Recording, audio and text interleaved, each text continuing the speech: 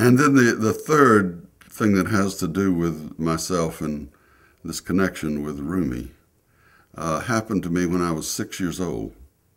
I was a kind of a geography freak. I loved the maps and globes, and I memorized all the capitals of all the countries in the 1943 Rand McNally Gazetteer and Atlas, and I knew them all. And I grew up on a campus of a boys' preparatory school, and as I would walk across the quadrangle, going to the dining hall, this little kid, and they would call out countries to me, and I would yell out the capital. So they'd say Bulgaria, and I'd say Sofia, and they'd say Uruguay, and I'd say Montevideo. No, and I still know them, but some of the countries don't exist. Finally, the Latin teacher, who was one of my first ecstatic teachers, total goofy, wonderful guy, James Pennington, and he went down in his Latin classroom and got a country that did not seem to have a capital, and he yelled it out across the quadrangle.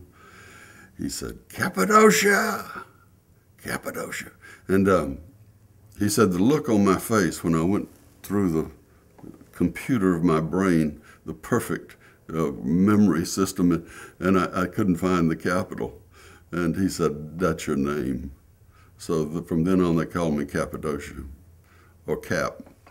Or he did, and so others have too. People still in Chattanooga call me Cappadocia.